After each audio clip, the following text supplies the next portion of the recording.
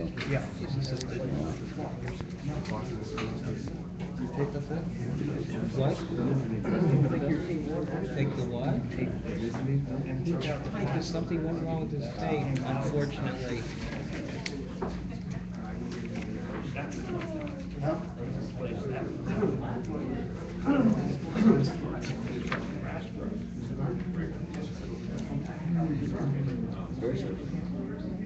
Okay, yeah, he's got a different sheet now too. Oh, he gets control. I gave him the service and Frank he's good. Doesn't matter. For site law exams and reviews, clause take price negotiations. It's all with good. members. I'm just asking questions.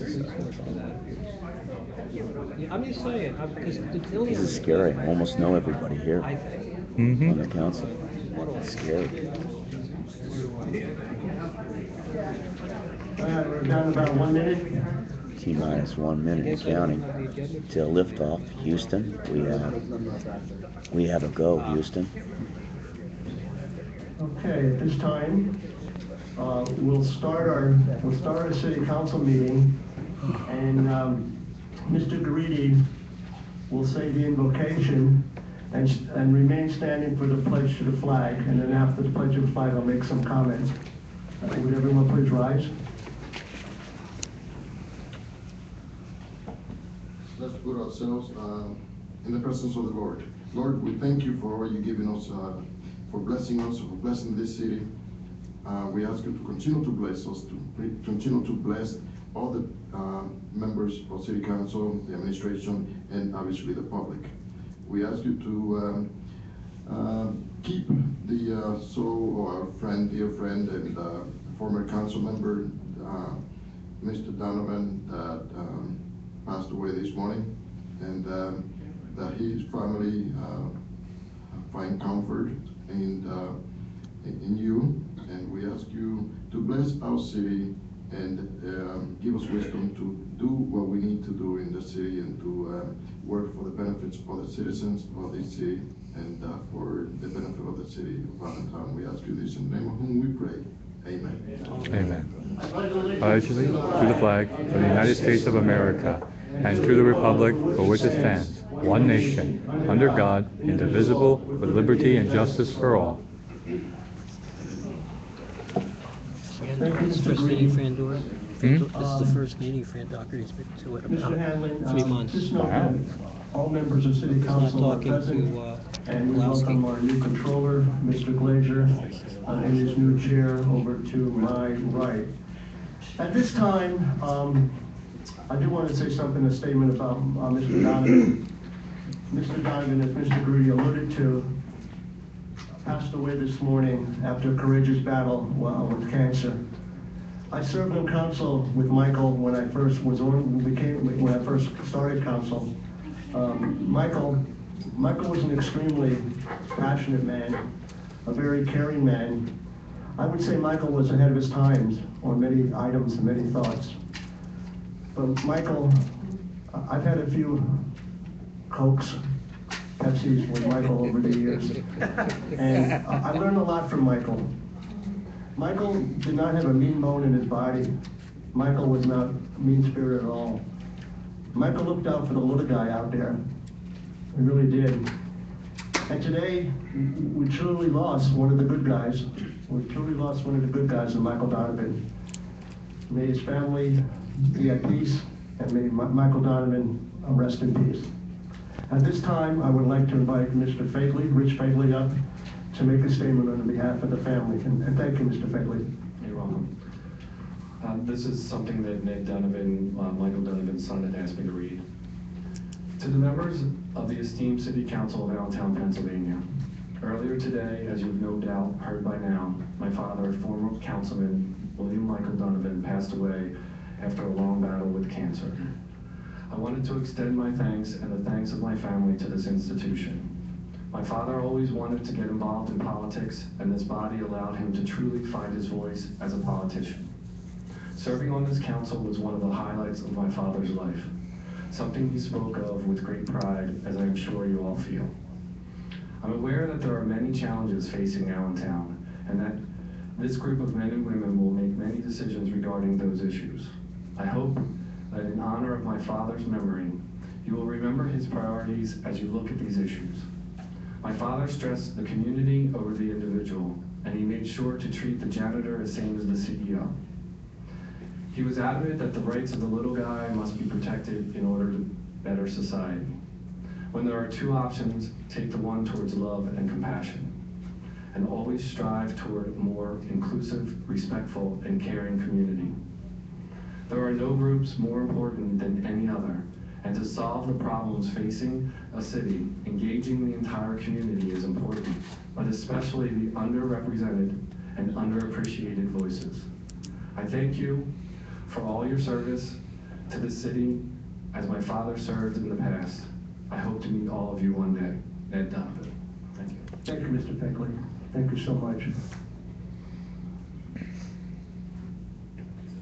At this time, we'll go to courtesy of the floor. Obviously, if you're speaking as an individual for yourself, 3 minutes. If you're speaking for a group or an association, 5 minutes. Mr. Hirschman, welcome. Yes, thank you, Mr. Chairman, Mr. President. Lou Hirschman, 405 North Gilmore Street. And to read the minutes of when Mrs. Wild gave an opinion she gave will make it with the same political party who will serve until the next election. Now, it doesn't state the 30 days, 2 days, or how many days you have to be registered in that party.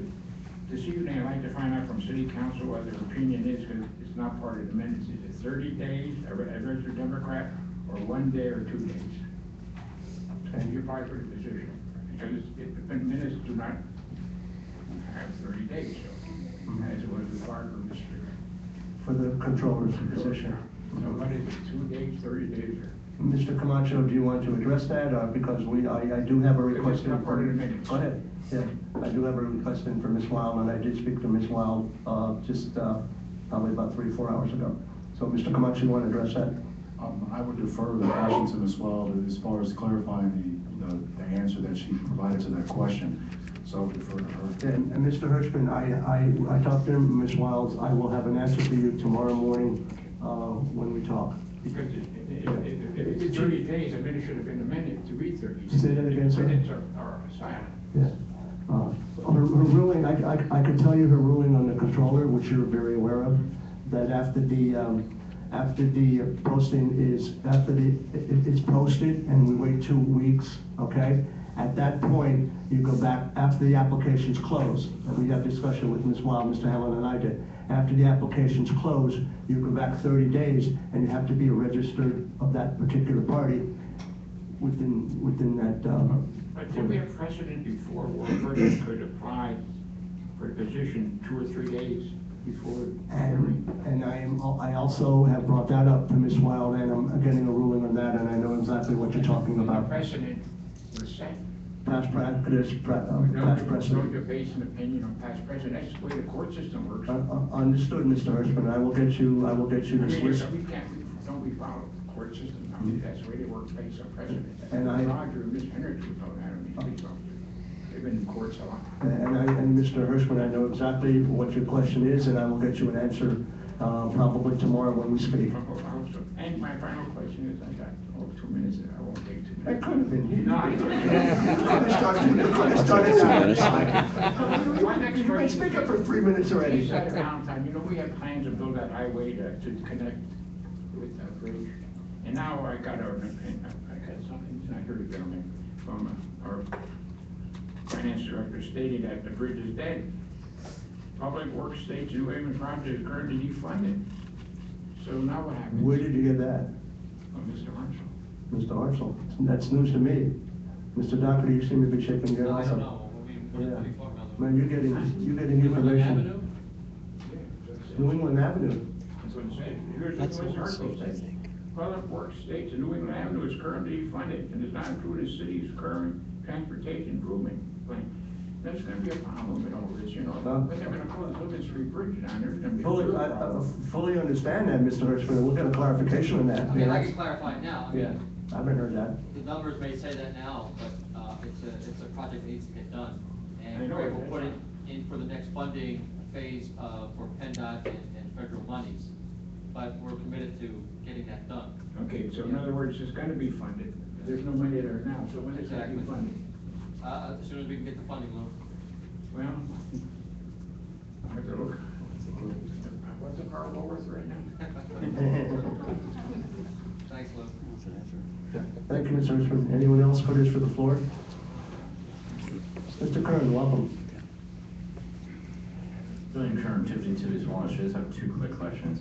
One is with the Project Lifesaver, if anything's gone forward with that at all. Well, we're working on that with our grant person, okay? And if you've been reading the paper, I'm sure you have, Salisbury Township got something, a grant to Project Lifesaver. I mean, I can only give you that update. I mean, it's been a little busy right now, but we are working on that with Lauren. I can add. Go ahead, Mr. Duncan. Julian, we did take your comments, and I had numerous conversations with the Chief Morris. Chief Morris has now, has been running with this. He's subsequently has met with J.B. Riley and the business community to get them to donate monies so we can buy more of these bracelets. So that's actively getting done now. So we have a commitment to really enhance that program. Glad to hear that. Just one other quick question is, why isn't the city utilizing Act 90 of 2010? That's another question. Act 90. Yeah, we've been through this a number of With Act 90, I times. understand. And then one more, the FOP has donated one bracelet for Project Lifesaver. Good start. Mr. Pearson? Concerning Project, Dennis Pearson, 942 East Tillmancy, concerning Project Lifesaver, the St. John's Evangelical Congregational Church will have a fundraiser for that goal. And on Hanover Avenue, coming out of Overbrook Terrace, that still needs a light, so that, a light there so that people could make a left-hand turn reasonably on that area. You mean a dedicated traffic light or a light for illumination? No, a dedicated traffic light is considering that nothing is going to be done with New England Avenue. Actually, there was supposed to be a light where at the florist shop, that's where it's supposed to connect with there, but it was not going to happen. It doesn't make any sense not to have any light at the at that place. Now, I attended the city's State of the Union, and my impression of this is that if our mayor continues to be a ceremonial mayor and continues to anybody that he has given a key to the city to, if he has done that, in a sense, he has given everyone in this city a key to the city, which is broken because of his things that that members of his administration has admittedly did. It has not reached him yet, but it will be, but he has given us a broken key to the city. And you know, if he was a member of the United States Cavalry, when somebody is drummed out of the service, the sword is broken. And therefore, if the mayor has a key to the city of his own, his key to the city is broken. Thank you. Thank you, Mr. Pearson. Mr. Captain Trader, welcome. Lieutenant Edmund Trader, 733 North 11th Street, represent the Allentown Tenant Association. I don't know if anybody read, let's tell the story that came out. My friend's being a jerk.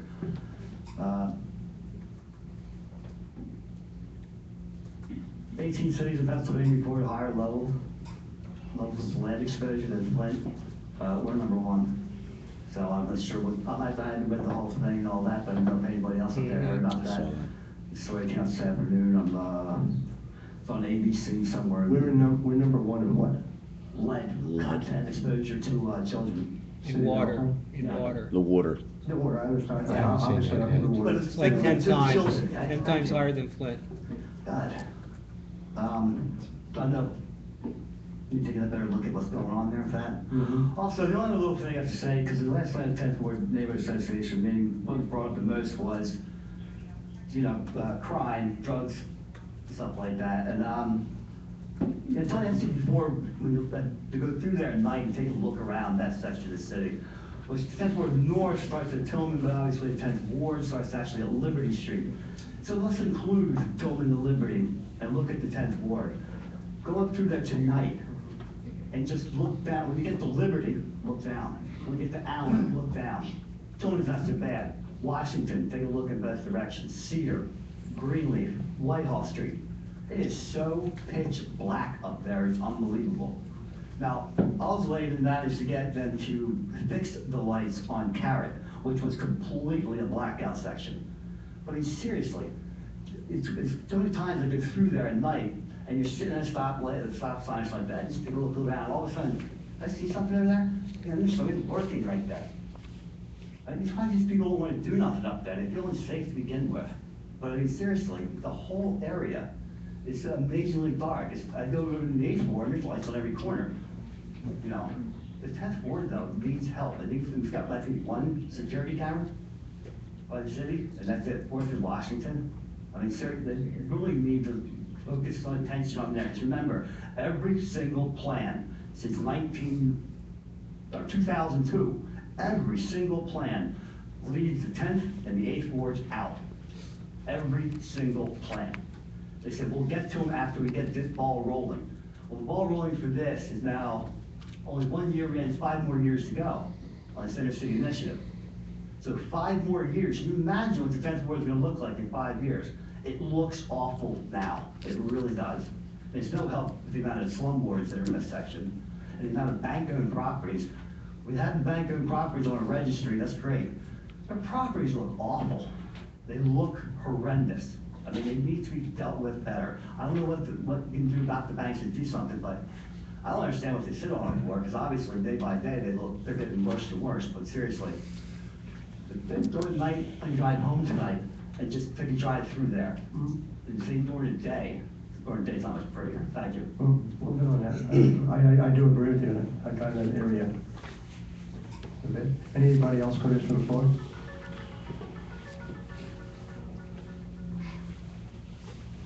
Hello, Mrs. Taylor. Hi, Diane Taney 1002 South. I get the Tuesday's meeting correctly. Sorry, I'm really upset about Michael. We actually just came from spending time with his son, who asked that we all celebrate. So I'm trying to be celebratory, but it's not working. So thank you, number one, for stepping up and working on solutions towards the homelessness issue, which I'm not going to go any further into. I'm a little bit upset though about the lack of plowing in the neighborhoods. Like the downtown was great, but like our street, as an example, I know was done purely by our neighbors who fortunately, like most of them have snow blowers. But if not for our neighbors with snow blowers, we wouldn't have been able, we'd still be waiting to get out from the snow. Like we haven't. What area? We're in South Allentown. Okay. And so if not for our neighbors, we would not have been able to get out. We haven't seen a plow in our part of town. And in particular, our neighbor, he's disabled and he has a handicapped son. And just yesterday, I think, a small truck from the city came through the alley so that they could actually get out. Like they have a side-facing unit where they come out of. And literally just yesterday, the plow came through to open up that alley for them. I've been asking people on Facebook and driving around the city, and it seems pretty much like most of the city, aside from downtown, is like a single pass. And I know people said they called and they said they were told that it's going to get warm, the snow's going to melt. But I think there was great dissatisfaction across the board with how the snow was handled this particular storm. And I think there was enough of a heads up that there should have been more preparation, and in particular, given that we have a city that we have a large percentage of people that live in poverty and probably rely on public transportation. I've seen a lot of people jumping over snowbanks trying to get to their bus because that portion of the street between the sidewalk and, you know, the houses, like, hasn't been cleared, like, you know, so I just think that we could do a better job, if we have more inclement weather, not only for the homeless, but also for, you know, people living in our neighborhoods. That's it. Thank you. Thank you, and my condolences to Mr. Donovan's family and friends. Thank you. Anyone else put it to the floor?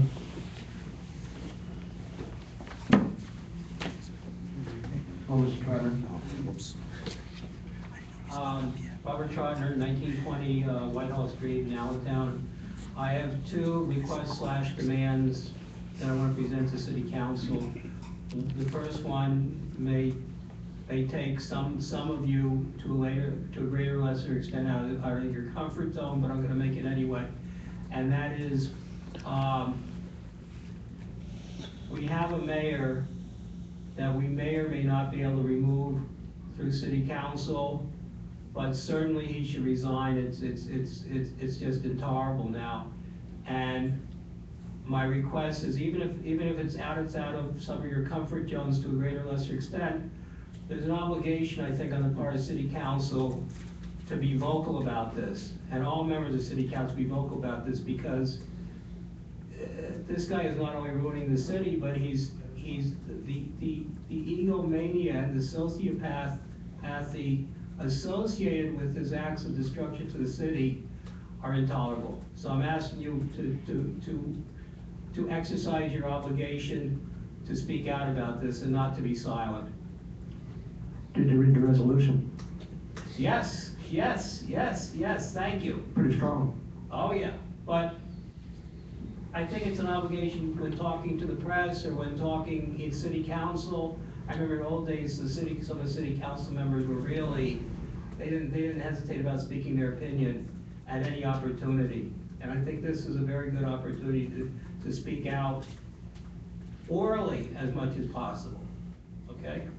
Okay, and number two, as I said to you before, I'm very concerned about this delinquent tax contract as you are with Northeast and Friedman.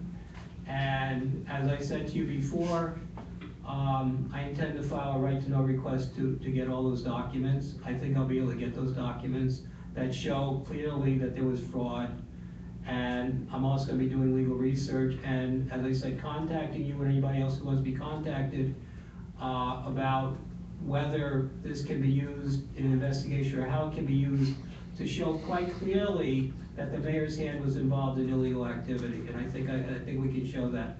And if we do, I'm hoping you'll take action, whether investigation or whatever, to follow up on that. And we discussed that before the meeting. Mr. Triner, I think a guilty plea by the assistant solicitor. Yes. And a guilty plea by the former director of finance obviously reinforces your statement.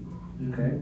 I personally am looking at, see if we can get out of the Northeast revenue contract. I speak for myself and only myself. Right. I understand what you're saying. If you want to do legal research and send that to me, I'd be more than happy to look at it. I appreciate that very much. Anybody else who's interested in getting copies? I hope you all are. Well, you send it to Mr. Hanlon, he'll get it to all city council people. Thank you very much. You're welcome, Mr. Triner.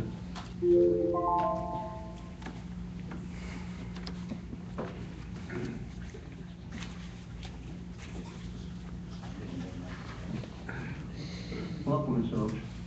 Did I say that right? Yes, please, sir. How are you? Appreciate it. All right, this is Jim Oaks, 404 West Hamilton Street, Allentown, Pennsylvania. I come here as a citizen.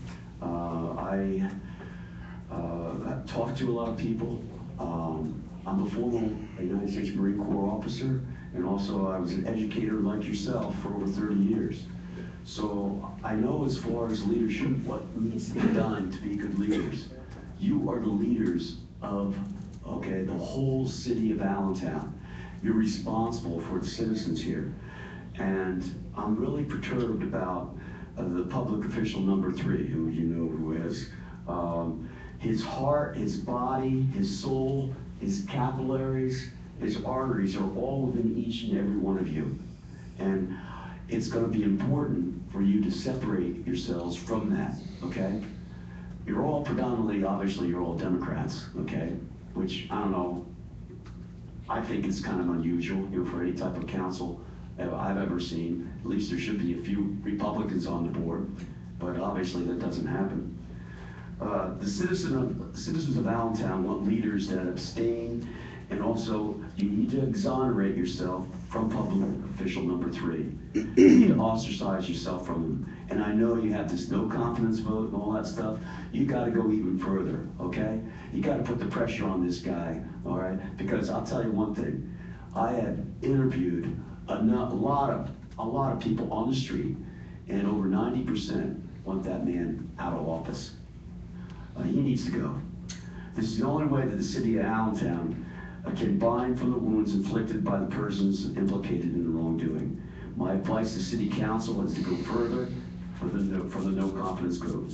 Do not do any business for public official number 3, because you endanger yourself. And I know, and God bless her, and she came out right. Attorney Susan Wild was questioning a lot of the things about the tax delinquent thing, which is good, because it needs to happen. And it's the only way this stuff has got to get rectified. And we need your help. The FBI is the greatest law enforcement agency in the whole world, and they don't waste their time, okay?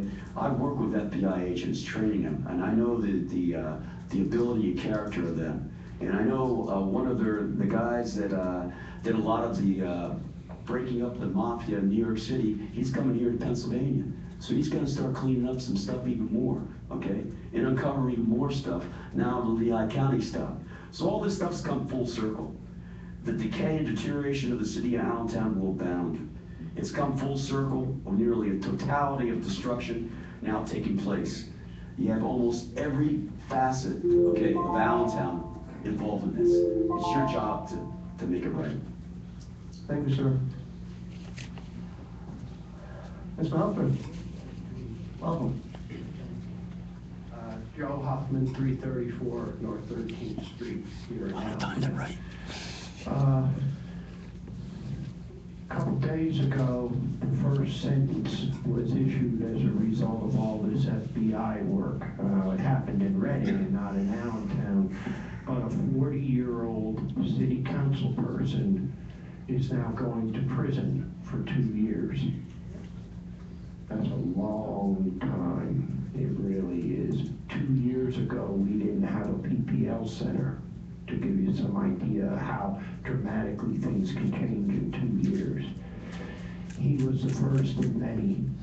Now the investigation is in Reading, it's in Allentown, it's in the Parking Authority, and a couple days ago, Lehigh County got asked for tremendous amounts of information.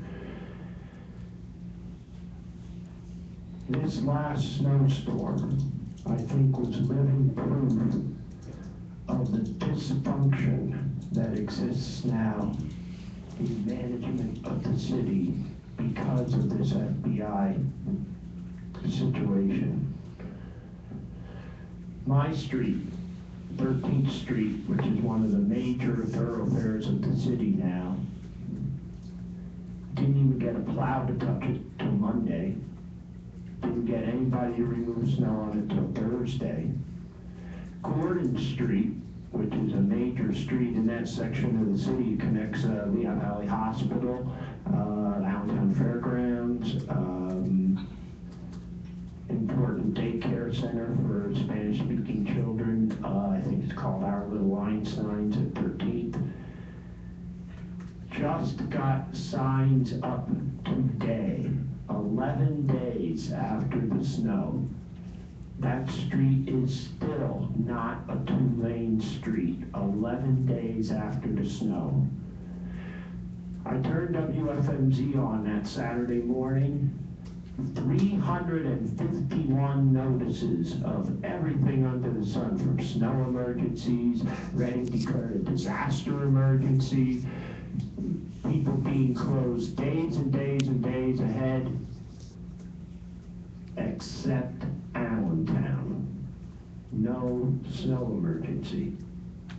351 other messages, and not us. And what was the excuse? Oh, the weatherman got it wrong. And by the time we figured out that they got it wrong, it was too late to do anything about it. Snowed everywhere else. They figured out what to do about it. I told you the last time I was here that city officials are paralyzed now. The staff does, oh, I'm sorry. Oh, no, finish. The staff is paralyzed and is unable to function. It's not the fault of the plow crews, it's not the fault of the truck drivers. They're doing the best they can, and they did a hell of a job again, and they should be complimented. But the management of the city has collapsed. It's reasonable to know why. I told you 2 weeks ago, and I'm telling you again tonight. Thank you for listening to me, and I'll come back and talk to you about the bridge bill later. Thank you. Thank you, Joe. Any other comments from the public?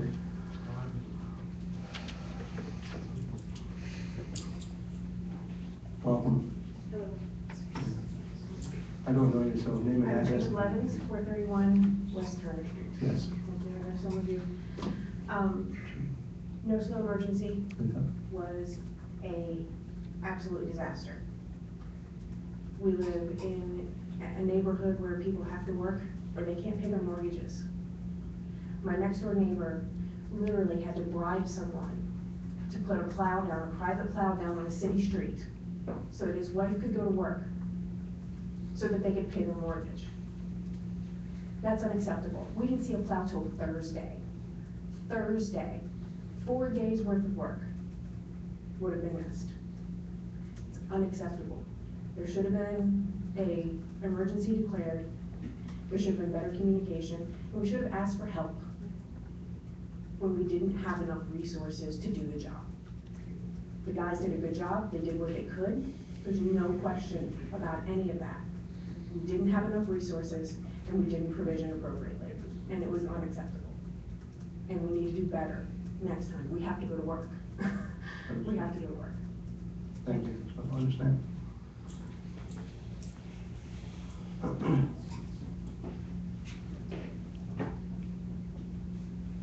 Mr. Coco, welcome. Hello, thank you, Council.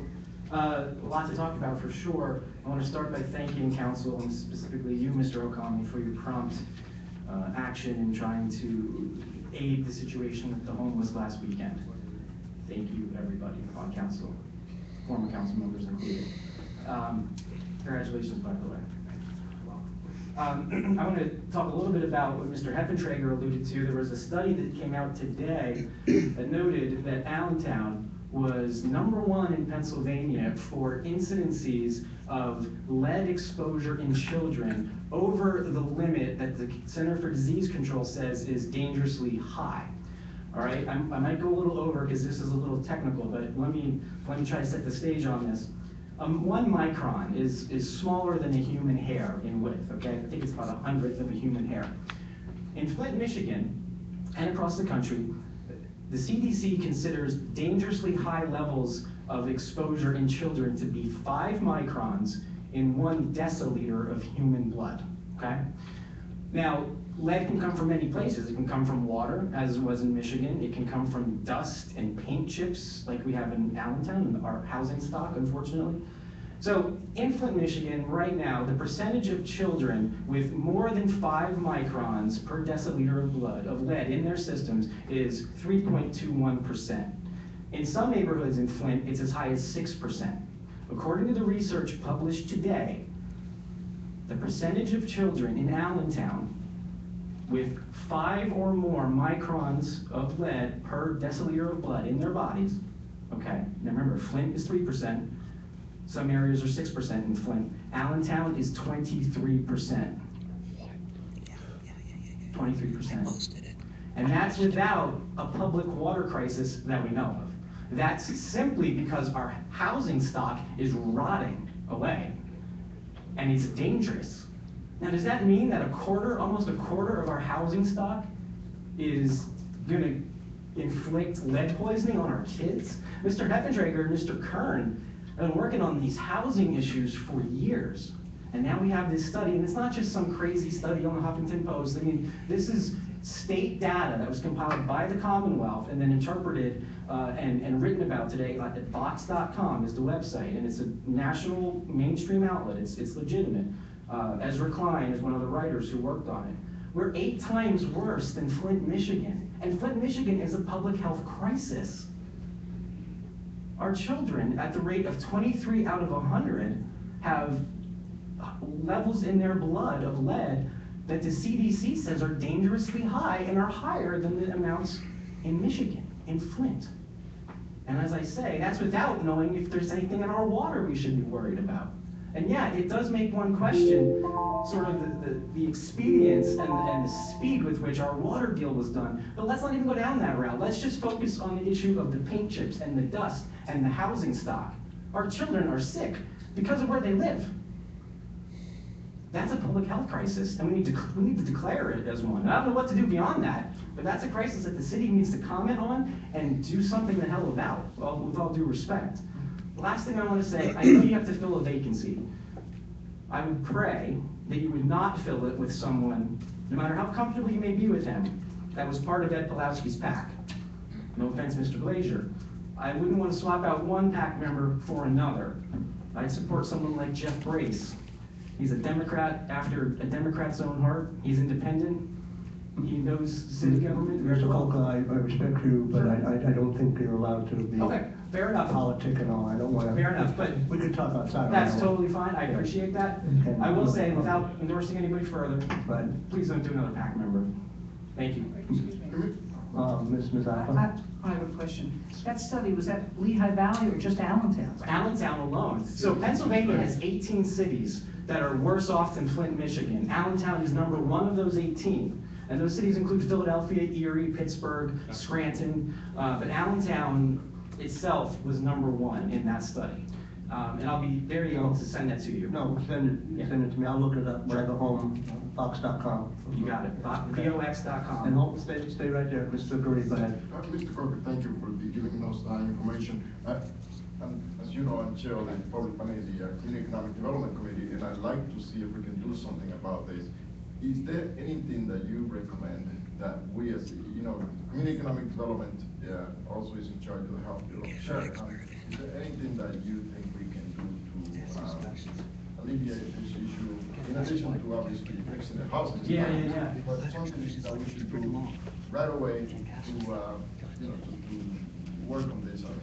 That's a great question. I haven't thought that far ahead. This just hit today, but I know there are a lot of smart people on this side of the room, as there are on this side of the room, that could probably get together and figure something out. But you're asking the exact right question. I don't have an answer, but I don't know what to do. I really don't. Do we say, look, Allentown the Department of Health is going to have free lead screenings for this many weeks, and maybe I don't know, but we need to get it together and figure something out. There are some things we do in that area already. Sure. We have to do more, and I know there are. We've had Vicki Kissler, Director of Health, talk about it over the years. But you're right, it is a crisis. I mean, look at our building stock over the years. Right, paint on the chips, and kids go and you know the story. Absolutely. That's right. But it doesn't. But you're right. It hasn't touched. The water. You don't know even with the water yet. Right. Okay. Right. Thank you all very much. No, thank you. Yes, Mr. Cochran, and just Mr. Hendricks just reminded me that as we sell homes, and this is something that get inspected for lead poisoning and lead paint. In fact, back in the days, I'd say at least 10 years ago, I introduced a bill to make sure that Allentown gets a CEO, a certificate of occupancy, when they sell a home. And that's been going on. So that's a little way of doing it. We also had some grants in the past that I think came out of the CBDG funds to provide support for people who have lead paint in their properties. So those are the things that we have been doing, but we need to do a lot more. And now it sounds like we are at a point of, that we need to, it's an emergency type of situation for our city, I think, in that particular issue. I would agree, and it's not to speak poorly of what has been done, it's to say, oh my God, Flint is the rustiest city in the Rust Belt, and they only have an eighth of the problem we do. Lots of towns across our state in the Midwest and the Northeast have lead problems, have old housing stock. Why is it so bad here? With the permission of the president, I'd like to see if we can do a meeting and we can probably do something in City Hall here and just discuss some of the situation, invite some people who may be able to give us some ideas on what we recommend to the administration. That's a great idea. So let's keep in touch with that, please. You got it, thank you. I have one question. Go ahead, Mr. Before you go away. Yeah. You get more than your 3 minutes tonight. That's okay, appreciate it. In the study, I did not read it yet, but did they pinpoint where the lead was coming from? They Is it seem- the housing stock? They seem to really pinpoint the environmental atmosphere, the dust and the paint chips and things like that, which, as you know, is a condition of poverty in our housing stock. They did not have a means to test the water or anything like that. Again, I don't want to raise that specter, but it is something to think about. But their summation was that it seems as though it's all coming from environmental components being inhaled or ingested. Okay, thank you very much. Which is airborne? Well, the dust from paint, the chips actually have lead in the You don't dust. have to live in one of these buildings. Right. You just have to be near. Well, I guess, I mean, you could be visiting and, you know, it's old dusty housing stock and there's lead that gets airborne. Because remember, these microns are tiny. They're 1/100th of the width of your hair. So you get 5 of those per deciliter, you're already at dangerously exposed A levels. child could be out playing in the sun, a bunch of kids. Sure, yeah, it's the same thing with all kinds of particulate matter that we inhale, absolutely. Yeah, you got it. Mr. Plum, go ahead. Mr. President? I I was gonna address you, Mr. Dockery, and I don't wanna put you in the spot. I know in my time in the city, there were several times that the city won awards for the water quality. If you know, was lead tested in those studies? I believe it was. I thought it was, but I wasn't sure. We saw this report today. We have directed Vicki Kistler to put a white paper together for city council to talk about our abatement program between the health department and the Bureau of Building Standards. And it absolutely goes back almost exclusively to the old housing stock. So we want to put a white paper together to understand what we're doing now and then what we need to do going forward. So I hope to have that at council soon. Absolutely. And we have to look at best practices in cities that have our same housing stock, but not this incidence, this crazy outrageous incidence. Yeah. Right. And I want to call on a former council person, Mr. Glazer, who has a statement to make. Thank you, President. You can't, interestingly enough, you can't get Vox on Wi-Fi here. That wasn't a statement. No, the phone's not connected. The article makes 2 points that I think add some clarification to the situation. Number one is it states that they believe that most of this is due to aging deterioration of lead-based paint. And 2, it also points out that Pennsylvania does not have mandatory testing for children. So in Allentown, for instance, if we have a higher rate, it may be because we test more kids than anybody else. Now, I'm not sure that that's the answer, but I think it's likely, because I know that in our time on council, that we always have money for lead testing. So I mean, I don't interrupt, sorry. Go ahead. No, that's all I have to say, but, and that's not to lessen one's concern, it just may explain the magnitude of the issue, and I'm sure that, you know, we can get some better explanation at some point in the future. Yeah, I would just add to that if we were comparing Allentown to some cities in other states, but we've got 18 cities in Pennsylvania that are on this list, we're in the same Commonwealth, in the same environment where these mandatory tests aren't mandatory. So 23% is 23%. Why is Scranton at 11 and Pittsburgh at 4? I mean, Pittsburgh, an industrial city like no other in our state. So I hear you, and I think you hear me. I know neither of us are doctors or statisticians, but I know we care about the issue. Agreed, and we will pursue it, absolutely. Thank you, Mr. Booker. Do you think you're doing the right thing? Anyone else? Mrs. Hahn? She's going to that part. I'm going to get up in a few minutes. Do you think you're doing the right thing? Helen Pond, 2016 East Highland Street. First, I have a statement, and then I have this question I would like to ask you. First, this is back to snow. I didn't have a problem, I'm retired, did I have to get out? No, but I feel for the people that did, of course. Before the water and sewer were leased to the county, I understood the city had 94 pieces of equipment that could be ready to go for snow removal. After it was leased, I remember several times asking, I don't know if I did, other people did, how many pieces do we own now?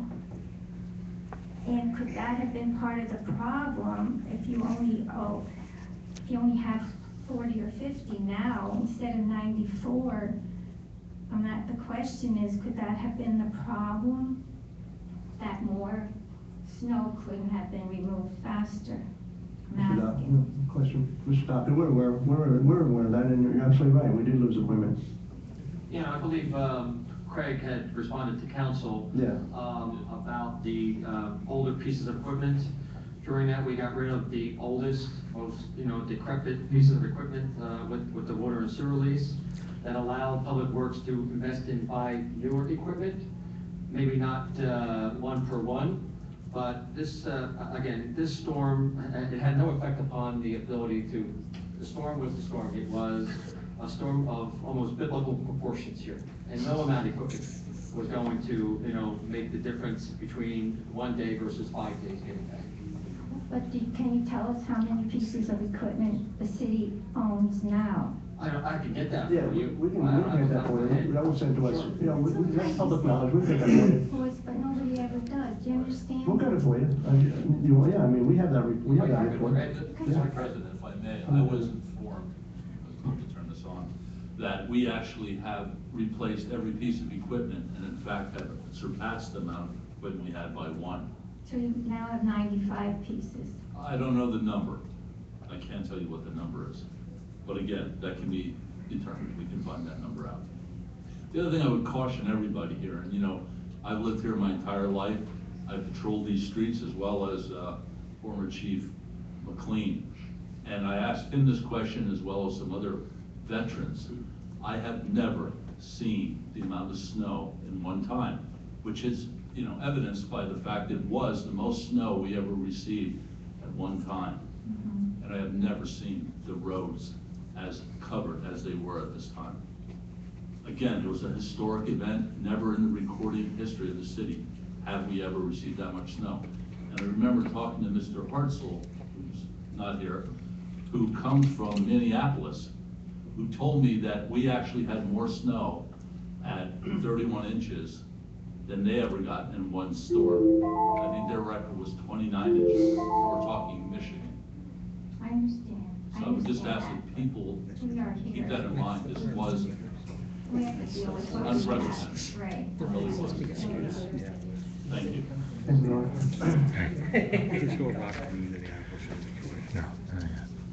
Hello, Mr. Hahn. Good evening.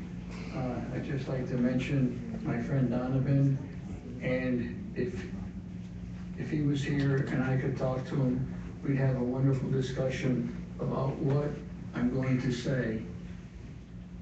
Tell me which truck that we're talking about knows the difference between how much snow it plows, whether it's 2 foot or 3 foot. When the equipment can plow with snow and push it, the truck doesn't care how deep the snow is. It just pushes it and plows it.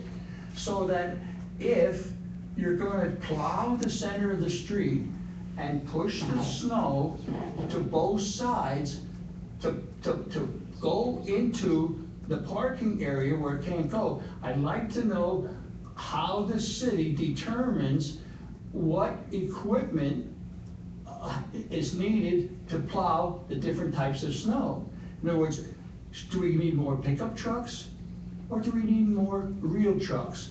The issue came in past meetings was the city went and leased equipment that broke down and needed repair, and are we still under the lease agreement or do we actually buy it? Because if we're buying equipment, I don't remember budgeting any money for good equipment. So when they lost the equipment, it was my understanding at that time that they couldn't function when the storm water came in and they needed equipment, so they went out and leased things. So if you could put that question connected to the person that was here before me to get a better perspective of what type they of equipment they bought to do what type of job. So a pickup truck that belongs to the stormwater cannot be included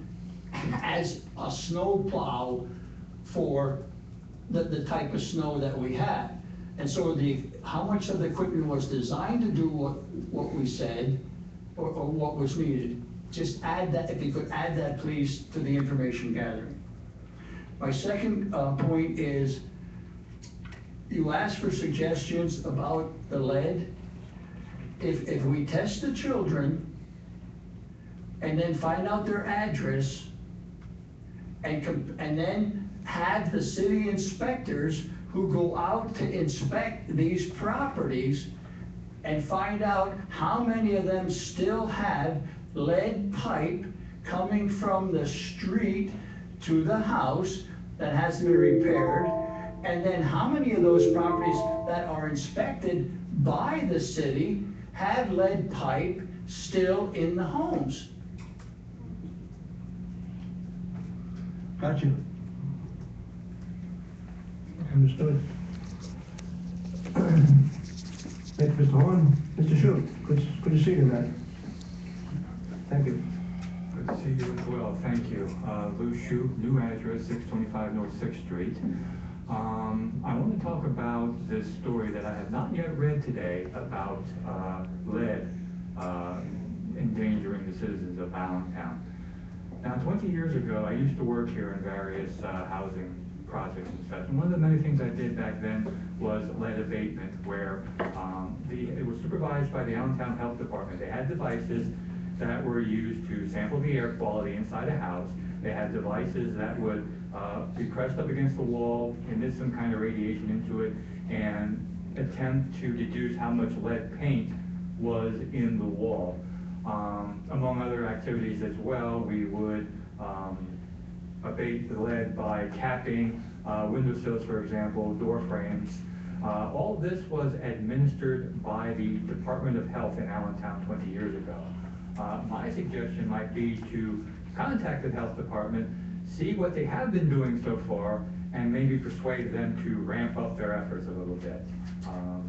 Maybe they have newer technology, I don't know, but they would be the people to talk to, okay? Well, thank you, and I stated that earlier, that Vicki Christner, Director of Health, is, she does this stuff, and we're doing that first thing tomorrow, if not tonight. Thank you, Mr. Shute. Thank you. You're very welcome. Anyone else courtesy of the floor? Okay, seeing none. Approval of minutes by common consent? So moved. All right, old business. I want to take the opportunity to talk about something that all ties together. Snowstorm is about a warming center down at Fountain Park Pool House. I was sitting at my computer on Saturday when I got an email from Diane Fagley, and I thank you for that, and I really didn't do anything. You started the ball, not me. And I read the email, and I thought, this is a crisis. So I emailed Fran Doherty immediately. I said, Fran, we have to help this and facilitate the situation. Mr. Doherty picked up the ball, Shannon Clory picked the ball, and the mayor picked up the ball.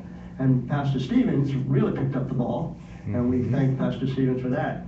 And I invited Pastor Stevens to come this evening on Tuesday.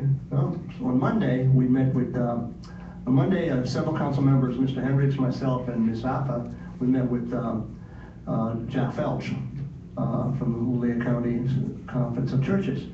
And yesterday morning, myself and Mr. Hendricks had the pleasure of having breakfast with Pastor Bob Stevens.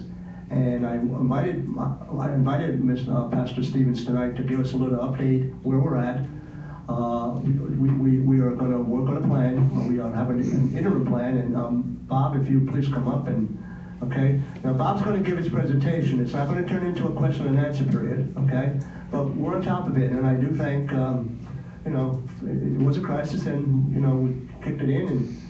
And I'm just sitting at the computer, and thank God I was there, because I was out shoveling snow, but that's an old story, so you take it from here, Pastor Bob Stevens. Thank you. That ball we picked up was a snowball, right? A large one. First, if I may, I appreciate the opportunity to be here, but first, I also want to say I appreciate your remarks about Michael Donovan. and other things that were said about him here tonight, including the letter read from his son, Ned. Ned certainly is the son of his father, we heard in those remarks. I had the opportunity to talk with Michael on Saturday, and one of the things he stressed when he talked with me was he wanted to be remembered here. This was his adopted hometown, but he loved Allentown, and he loved the opportunity to be able to serve here. So thank you for remembering him. I feel like he's with me in a special sense tonight because of this issue. This was one of the issues he too was concerned about. There's been a lot of conversation about the blizzard here this evening, but I want to talk about another storm that happened, the storm that happened after the blizzard, really, and that was a storm of concern that there was that followed the blizzard. People were concerned that there was no plan for those who had taken refuge overnight in the Barton Park warming shelter, and then they had to leave the next morning. There was no plan in place. Now, good people of goodwill, scrambled to make sure that people literally weren't left out in the cold, but there was no plan in place. Some people are upset that this controversy has generated a lot of heat in the social media, but thankfully I think it also has generated some light as well. Stories in the media and comments on social media help to illuminate the reality that those who are homeless face. People who are scrolling through their Facebook feed, sitting safe and warm at home, suddenly we're seeing images and reading about those who were homeless during that storm.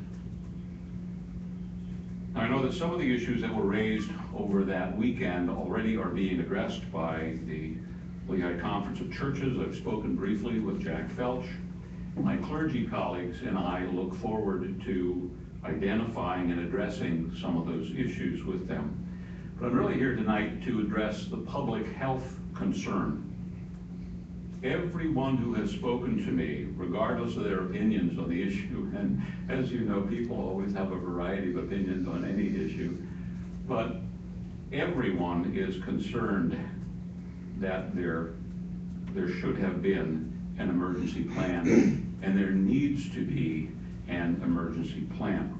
Now, clergy of 5 downtown congregations, Ripple Church, St. John's UCC, St. Paul's Lutheran Church, Union Baptist Church, and Zion's, we meet as a support group along with some other advocates and other service providers for the homeless. Well, this past week, we put together an interim emergency plan in case there is another significant weather event like last week's blizzard. Although I will tell you, I'm offering my prayers that there is not an event as significant as this last one. That was more than enough. But our interim plan is based on 3 church locations downtown where we already are serving breakfast to those who are homeless.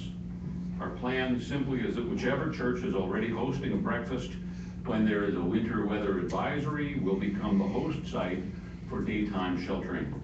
And when that happens, the clergy of all 5 of our congregations will mobilize volunteers to provide whatever resources are deemed necessary for all day and possibly overnight sheltering in place as well at one of our churches. Again, we would stress this is an interim plan. When we met, we literally did not want to leave the room before we had something in place. But we do think more needs to be done, and that's why I'm here tonight, is to ask you to set up a task force or a committee to work first on this, but then on some longer term issues about homelessness. I think you're all aware that the Commission to End Chronic Homelessness was dissolved, and many of the goals of that commission were bumped up to the Regional Housing Advisory Board or Homeless Advisory Board, and appropriately so. These are regional issues that we're facing. However, along the way, the issue of what happens in Allentown just got lost. And although there are lots of good people, people of goodwill and good heart, who are providing services and ministries to people who are in need, there is absolutely no coordination going on, all these different entities.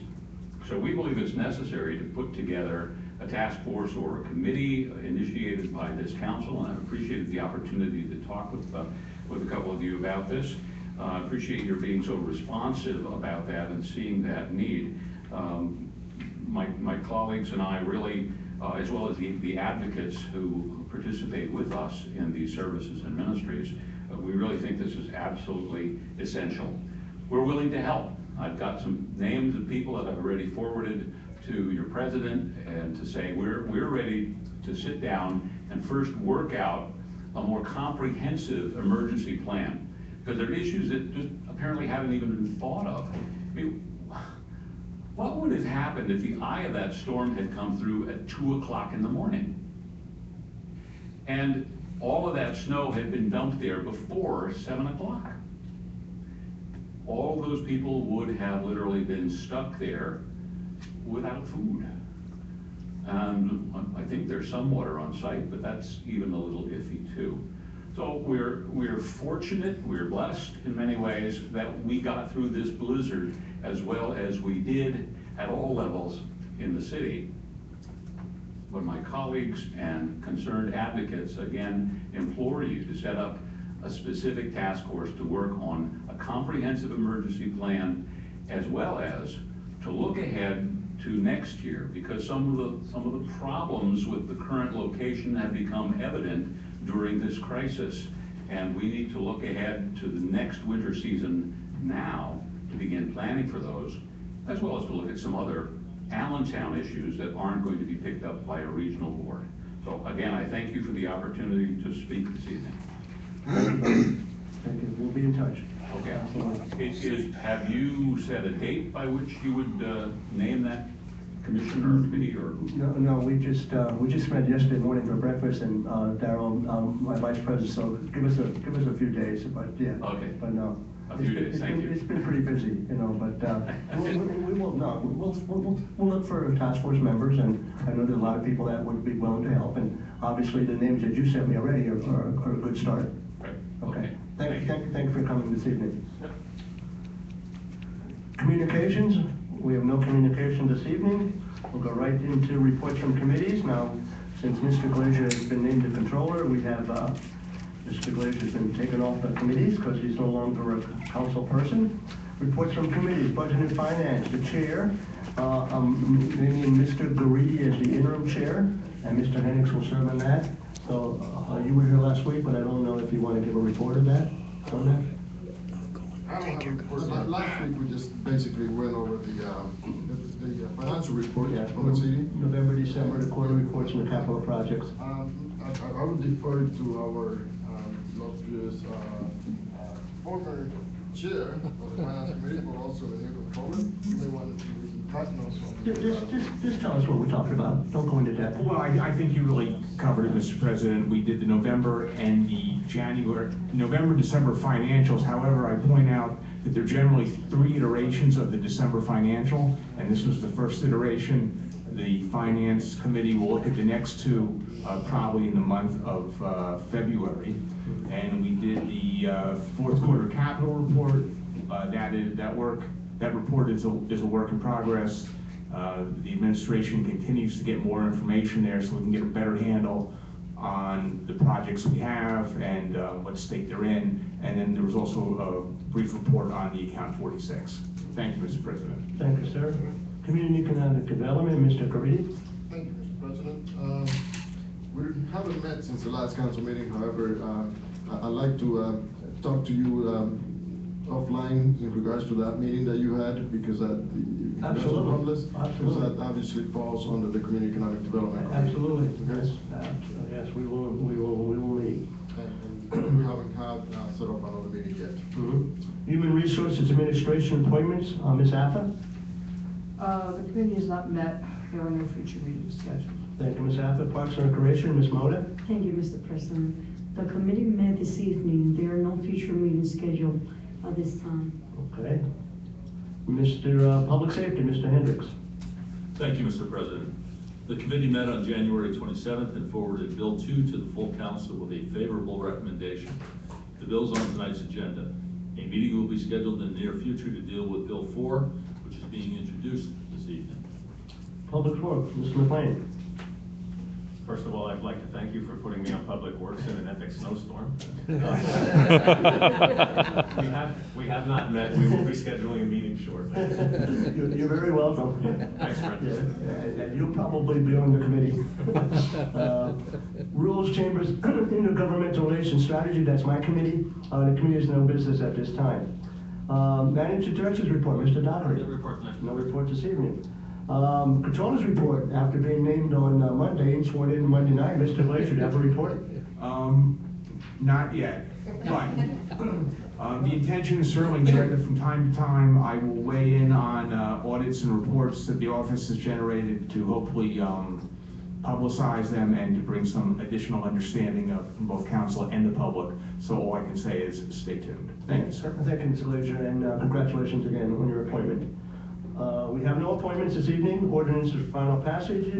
We'll go right to Bill 1. Mr. Hanlon, please read Bill 1. Bill 1 amends the 2016 Capital Project Fund budget to provide for a transfer of $536,229.80 from Capital Project 2008 Street Lighting Upgrade and Capital Project 1905 Citywide Park and Playground Improvement to Capital Project 2202 WPA Structure Renovations to complete the repairs to the collapsed wall in the Lehigh Parkway. Ms. Morgan, that was in your committee? Yes, and we forward the bill 3-0 favorably to full council. Okay, thank you. Any comments from the administration? We had the Parks and Rec meeting at 5:30. We had some comments from the public. Do we have any comments from my colleagues at this time for Bill 1? Any comments from the public? Mr. Huffman, I believe you said you wanted to address this.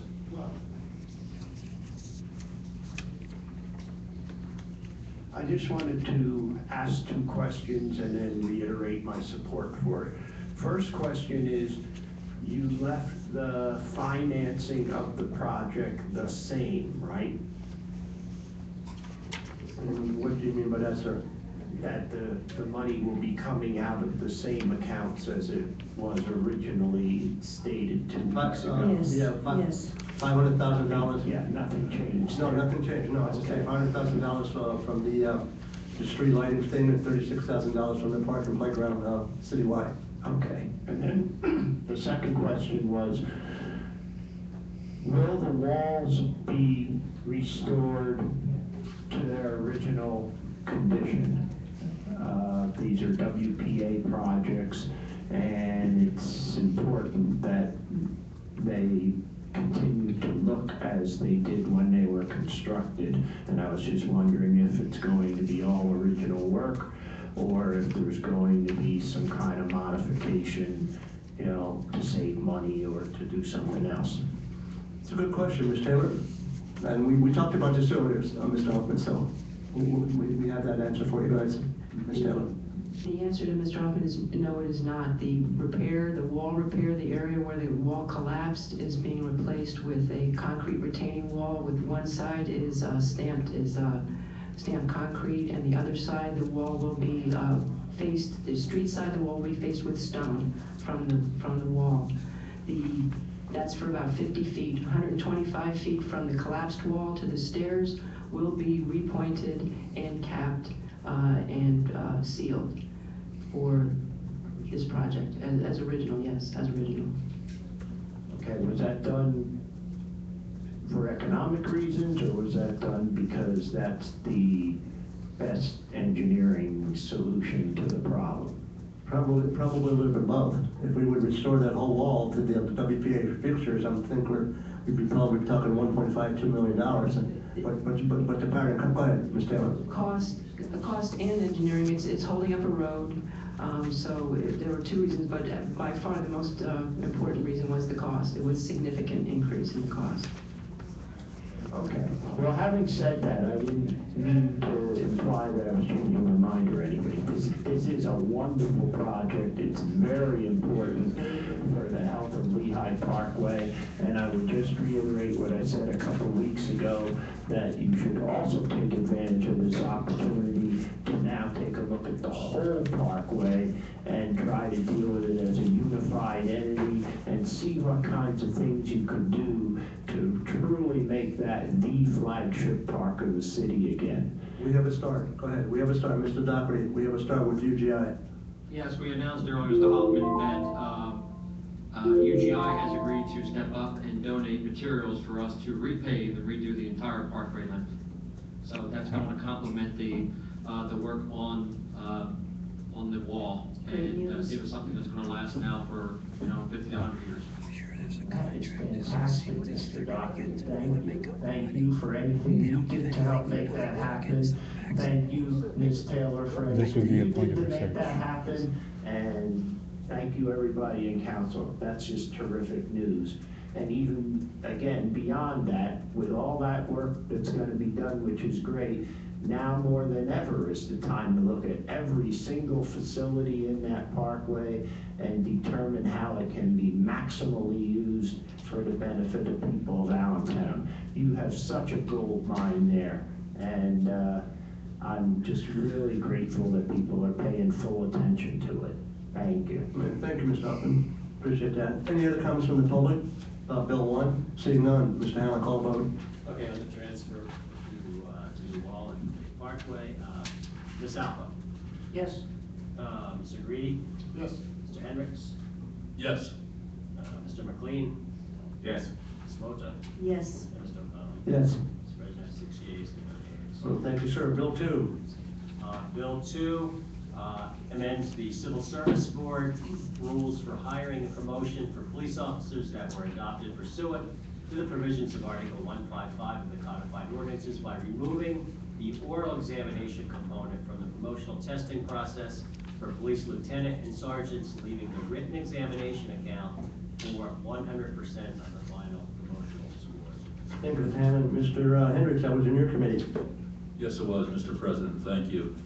It was passed with a 3-0 favorable ruling. This is a temporary modification so as to allow for the immediate testing of a large amount of officers because there's a need to get those promotions made as soon as possible. And in the not too distant future, it will return where this will be a necessary component, and it will go back into the civil service rules. Thank you, sir. Any comments from my colleagues? Yes, Mr. President, that was my concern also, that this was temporary, and Mr. Hendricks already alluded to that. Thank you, sir. Any comments? Any other comments from my colleagues? Any comments from the public? Mr. Hamel, call vote. Okay, on Bill 2, Mr. Greedy? Yes. Mr. Hendricks? Yes. Mr. McLean? Yes. Ms. Mota? Yes. Mr. O'Connell? Yes. And Ms. Allen? Yes. President, 6 yeas and 1 nays. Okay, resolution for final passage. We have none. Ordinance for introduction, Mr. Hamlin, Bill 3. Bill 3 amends the Property Rehabilitation and Maintenance Code, Article 174508, fire alarm and detection systems, by adding provisions for certain multifamily dwellings or attached garages to install carbon monoxide detectors in the vicinity of bedrooms or the appliance where the presence of fossil burning fuels exists, to bring the code into compliance with the State Act 121. Thank you, sir. Any comments from my colleagues about this? Any comments from the public? Seeing none, Mr. Greedy, that will go to your committee. Thank you very much. You're very welcome. Mr. Hanlon, Bill 4. Bill 4 amends the 2016 general fund to provide for supplemental appropriation of $116,087 from a FEMA U.S. Department of Homeland Security Assistance to Firefighters Grant. It's to the Allentown Fire Department to provide for wellness and fitness equipment and health programs and training. Thank you, Mr. Hanlon. Any comments from my colleagues? Seeing none, any comments from the public on Bill 4? Seeing none, I'll refer to public safety, Mr. Hendricks. Welcome. Resolution for introduction, we have none. And any new business from my colleagues? Anything for good and welfare? And motion to adjourn. Common consent. Everyone have a good evening.